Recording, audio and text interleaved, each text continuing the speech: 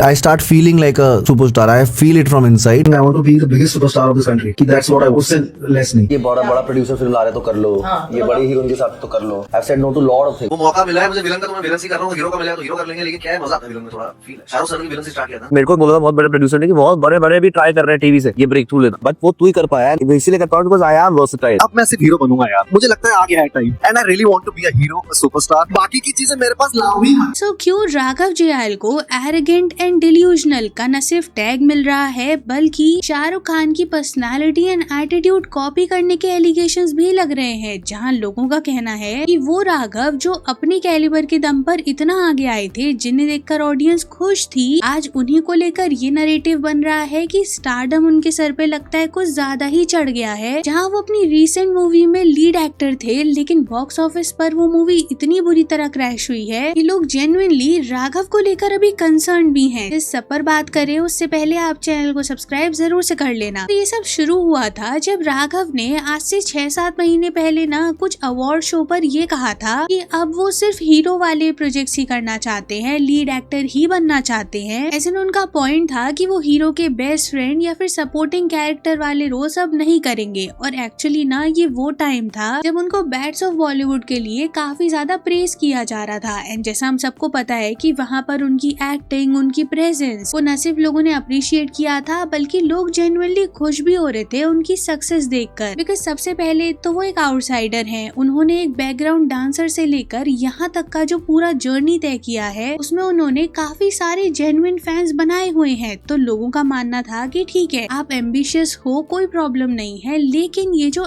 Arrogance आपकी बातों में दिख रहा है ना, वो इस इंडस्ट्री में सस्टेन करने के लिए आपके केस में प्रॉब्लमैटिक हो सकता है. बिकॉज अभी आपकी कोई ऐसी मूवी रिलीज नहीं हुई है जहाँ आप लीड एक्टर हो और बॉक्स ऑफिस ही वो फाइनल वर्डिक्ट देता है एक एक्टर में कितना कैलिबर है, कितना थिएट्रिकल पुल है. क्योंकि सोशल मीडिया पर या फिर ऐसे सीरीज में एक्ट करना जहाँ ऑलरेडी बिग नेम्स इंक्लूडेड हैं, उससे इतना ज्यादा आइडिया नहीं लगता है कि आप अचानक से एक फुल फ्लेज मूवी को अपने शोल्डर्स पर कैरी कर सकते हो. क्योंकि हर एक्टर चाहता है कि उसकी अपनी आइडेंटिटी हो, वो लीड एक्टर बने और इसमें कोई प्रॉब्लम नहीं है. राघव में कैलिबर है, एक्टिंग क्वालिटीज हैं, ऑडियंस को ऐसा लगता है कि उन्हें अच्छी अपॉर्चुनिटीज मिलेंगी तो वो प्रूव भी कर सकते हैं. लेकिन साइमल्टेनियसली वो कॉन्फिडेंस ओवर कॉन्फिडेंस में बदल कर आपका ही नुकसान न कर दे, इसका भी ध्यान रखना पड़ेगा. क्योंकि अगर हम उनकी फिल्म किल की बात करें ना, जहाँ वो लक्ष्य के साथ फीचर हुए थे, तो वहाँ पर भी उन्हें बहुत ज्यादा अप्रिसिएशन मिला था. उन्होंने प्रूव किया था कि वो इंटेंस एक्टिंग भी बहुत अच्छी कर सकते हैं और इसीलिए लोगों ने तब से ही पॉइंट आउट करना शुरू कर दिया कि स्टारडम आपके सर पे ना चढ़े, ये चीज को बैलेंस करना भी एक एक्टर का काम होता है. बिकॉज अभी तो आपको आपकी एक परफॉर्मेंस के लिए प्रेज मिल रहा है, लेकिन इस चीज को सस्टेन करना ही तो सबसे बड़ा टास्क होता है. नाउ अराउंड सिमिलर टाइम ही ना उन्होंने कुछ पॉडकास्ट में जाकर ये भी बोलना शुरू कर दिया था, I want to be the biggest superstar in the country. अब इस पर आप कहोगे कि इंसान क्या बड़े सपने नहीं देख सकता, और अगर उन्होंने ऐसा कहा है तो एक्चुअली इसमें प्रॉब्लम क्या है. ऑडियंस ने ना इसका सिंपल सा आंसर दिया है कि देखो मैनिफेस्ट करने में कोई प्रॉब्लम नहीं है, लेकिन किसी भी एक्टर को सुपरस्टार बनाने वाली उनकी ऑडियंस ही होती है. और बॉक्स ऑफिस पर आपकी फिल्मों को कैसा रिस्पॉन्स मिल रहा है, ये ही सबसे बड़ी चीज होती है. और अभी राघव के केस में ना वही हो रहा है. उनकी रिसेंटली एक फिल्म आई थी भाई तेरा स्टार, जहाँ एक्चुअली वो लीड रोल में थे. क्योंकि अभी तक तो उन्होंने सपोर्टिंग कैरेक्टर्स किए, डांसिंग की, होस्टिंग की, ओटीटी पर भी काम किया, फिल्म में भी एक memorable performance the. Bats of Bollywood में परवेज जैसे कैरेक्टर से आइकॉनिक कॉमिक टाइमिंग और स्क्रीन प्रेजेंस भी दिखाई. लेकिन सोलो लीड उनके लिए यही फिल्म होने वाली थी और यही फिर उनका रियल टेस्ट होने वाला था.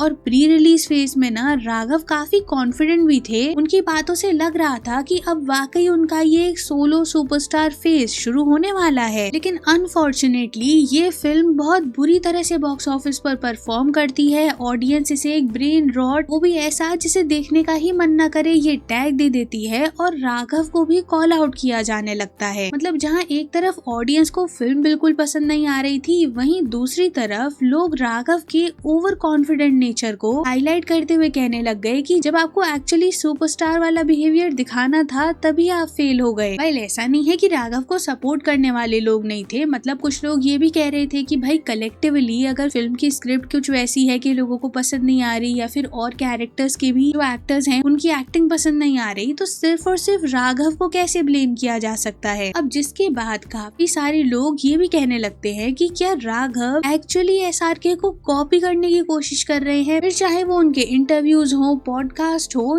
या फिर उनके कुछ ऐसे स्टेटमेंट्स हो जिन्हें देखकर ऐसा लग रहा है कि वो अपने अराउंड एक ऐसा नरेटिव बिल्ड करना चाहते हैं जिससे शायद उन्हें फ्यूचर में बॉलीवुड में बेनिफिट हो सके। मतलब देखो, लोगों का कहना है कि राघव एसआरके से इन्फ्लुएंस होते हैं, इसमें कोई सीक्रेट नहीं है। उन्होंने कई बार खुद बताया है कि एसआरके उनके इंस्पिरेशन है, कैसे एसआरके उनको एक्नॉलेज भी करते हैं, तो इसमें कोई बुरी बात नहीं है। बिकॉज एसआरके और राघव दोनों ही आउटसाइडर थे, अपने अपने स्किल के बेसिस पर दोनों ने अपनी अपनी पहचान बनाने की कोशिश की है। लेकिन एसआरके और राघव के करियर में सबसे बड़ा डिफरेंस पता है क्या है कि एसआरके का स्टेचर जो भी है आज, वो एक दिन में नहीं बना है। उन्होंने काफी सारे सुपरहिट फिल्में दी हैं, इस वजह से उनकी एक फैन बेस है, एक ऑडियंस ऐसी है जो उनका नाम सुनकर सीधे थिएटर्स पहुंच जाती है फिल्म देखने। तो अभी राघव के लिए लंबा रास्ता है। हालांकि ऐसा नहीं है कि पॉसिबल ही नहीं है, लेकिन एसआरके भी जब अपने स्टारडम को लेकर कॉन्फिडेंटली बात करते थे इंटरव्यूज में, तो तब तक ना उन्होंने काफी कुछ अचीव कर लिया था। और यही चीज लोग राघव के केस में पॉइंट आउट कर रहे हैं कि देखो, उन्होंने डीडीएलजे, कभी खुशी कभी गम, चक दे इंडिया, ओम शांति ओम, चेन्नई एक्सप्रेस, पठान, जवान जैसी न जाने कितनी फिल्में ऐसी दी हैं जिन्होंने न सिर्फ बॉक्स ऑफिस पर अच्छा परफॉर्म करा है, बल्कि ऑडियंस में भी एक कल्ट फॉलोइंग को क्रिएट किया है। और शायद ये कहना गलत नहीं होगा कि शाहरुख खान का नाम अगर किसी फिल्म से अटैच है तो उनकी ऑडियंस उस फिल्म को देखने जरूर जाएगी थिएटर्स तक। तो वो स्टारडम जो उनको मिला है ना, वो डिकेड्स तक मेहनत करने के बाद उन्होंने अर्न किया है। लेकिन राघव के केस में जो अभी उनका एक प्रॉब्लमैटिक बिहेवियर दिखना शुरू हो गया है ना, कि आपने उतना कुछ अभी अचीव नहीं किया है लेकिन आपको जरूरत से ज्यादा ही बोलना चालू कर देते हो, तो ये चीज जितना पॉजिटिवली अफेक्ट नहीं करती ना, उतना नेगेटिवली करना शुरू कर देती है। बिकॉज ऐसा नहीं है कि राघव की जर्नी इंस्पायरिंग नहीं रही है, क्योंकि वो एक कंप्लीट आउटसाइडर हैं। उन्होंने बैकग्राउंड डांसर से अपनी जर्नी शुरू की थी, फिर डांस इंडिया डांस, उसके बाद धीरे धीरे उन्होंने भी अपना एक ऑडियंस बेस बनाया जो उनके स्लो मोशन डांस की काफी कल्ट फैन है। और फिर films like ABCD 2, street dancer, किसी का भाई किसी की जान जैसे फिल्म्स में भी वो फीचर हो चुके हैं, जहाँ पर कभी वो डांसर, कभी सपोर्टिंग कैरेक्टर, कभी कॉमिक कैरेक्टर जैसे काफी अच्छे अच्छे कैरेक्टर्स को उन्होंने प्ले किया है। तो ऐसा नहीं है कि ऑडियंस राघव को अभी बस हेट ही कर रही है, नहीं। ऑडियंस का ये कहना है कि एक आउटसाइडर जो अपनी मेहनत से यहाँ तक पहुंचा है, कहीं अपनी ओवर कॉन्फिडेंस या फिर स्टारडम ना हैंडल कर पाने के चक्कर में सब कुछ बर्बाद ना कर दे। बिकॉज इस इंडस्ट्री में लोगों ने काफी सारे ऐसे एक्टर्स देखे हैं जो शायद टीवी से लेकर फिल्म्स तक ये ट्रांजिशन ही नहीं कर पाते हैं इतना इजीली। और अगर उनमें से राघव जैसा एक पर्सन आया है जिसने मेहनत की है, ये सब कुछ अचीव किया है, तो ऐसे में अपने ऊपर कॉन्फिडेंस रखना कोई बुरी बात नहीं है। लेकिन हाँ, रियलिटी को फेस ना करना